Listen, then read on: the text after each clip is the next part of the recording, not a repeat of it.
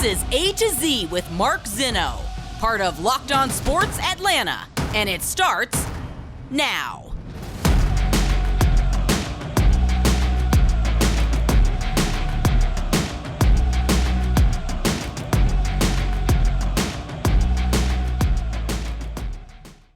Good afternoon. Welcome to A to Z here on Locked On Sports Atlanta, where today I remind you to remember the context. Welcome in. We are live here on this Thursday, barreling towards the NBA draft, headed towards the end of the week, and we have got a lot to do today. Of course, we'll get to the Hawks and their options as well. Who buys dinner?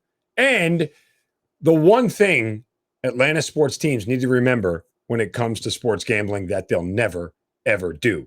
We'll do that coming up here in just a moment. But let's start with you guys following us on Twitter at LockedOnATL. And I'm at Mark Zinno, MarkZinno. And wherever you get your podcast, search Locked On Sports Atlanta. Atlanta Hawks will draft tonight, we think, theoretically, overall right now at number 16. And there are more rumors flying around right now than there are about the Kardashians, about the Atlanta Hawks and what they're going to do.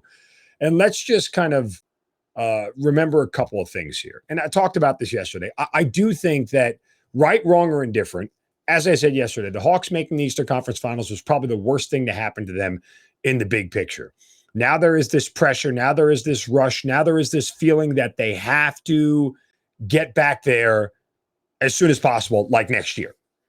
And while the run was fun and it was well-deserved and all those things, you know, it does change the context a little bit of where they were. Remember, the Hawks hadn't made the playoffs with Trae Young until the first time he got there and they went to the Eastern Conference Finals. Talked about yesterday, just as a reminder, we talked about the trajectory. You're here, you go up here, and then you come back down here. And now everything is going downward unless you could turn it back on and elevate back up to at least the Eastern Conference Finals again.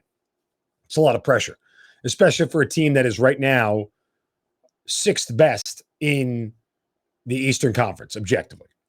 So there's a lot they need to do to get better, and there's absolutely no guarantee that we know that they can make all the moves necessary to get better. And like I said yesterday, the question is whatever you do tonight, is it good enough to get you into the top three in the East? Because that's really what you need to start shooting for. Right? If you can be one of the top three teams in the East, then you have a shot to be in the Eastern Conference Finals, at least definitively get out of the first round. So let's sort of recap where we are with all of the rumors. I'll state this by saying, and I am always going to back a GM who swings big. If Travis Schlenk wants to go for the number 4 overall pick, go for it. Don't care.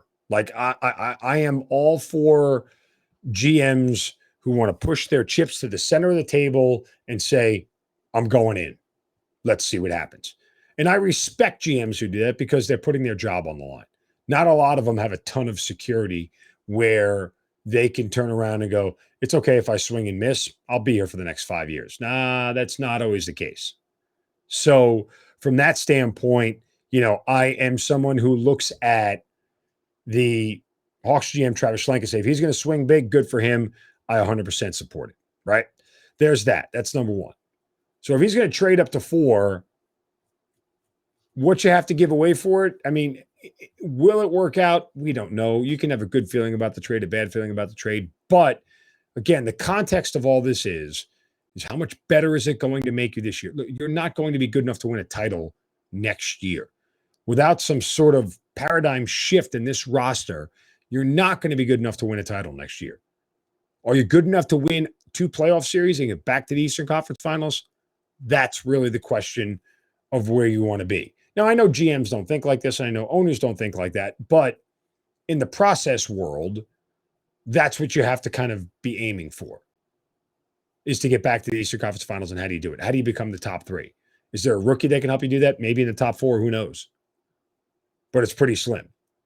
There was a rumor out there, and this one was fun, that the Hawks would trade with the Boston Celtics and send John Collins. And oh, by the way, John Collins is centered around every trade deal. Like, if there were odds on John Collins being in a Hawks uniform next year, it would be a 100-1 long shot at this point. John Collins is gone, folks. And I don't understand why Hawks fans want him gone. I'm not really sure about that. But, well, I don't know that John Collins necessarily is the best number two. I certainly don't think he's like, a number three or a number four option. Maybe on a team with like KD and Kyrie, he could be a third option. If he's part of a super team with two other superstars, hence why Boston wants to go after him. But Boston isn't going to get him unless they're going to trade Jaylen Brown back. Right? If I'm Travis Schlenk, I'm not doing that deal without Jaylen Brown. No disrespect to Al Horford. We don't need Al Horford back here. You want to bring him back in because you got rid of Collins and he finished his career here. Nice. I mean, those bow tie stories are very nice. Or put a bow on it kind of stories are very nice. Bow tie stories. Or shout out to D-Led for the bow tie. But, it's not realistic and it doesn't make you a better basketball team. You get Jaylen Brown here with Trae Young. I think that's really interesting. Why do I think this is interesting? Jaylen Brown knows how to play with a superstar. Doesn't have necessarily a problem being the secondary role. Has better shooting than anybody else in the Hawks right now for the most part. And certainly a better defender. So, yeah, Jaylen Brown coming back to the Hawks feels good. I like that move. It's aggressive, but I really, really like it. And whatever Travis Schlenk decides to do, I think there is a real feeling of that the Hawks are climbing uphill. And that's fine. But like I said, I want you to remember what I said yesterday in the sense that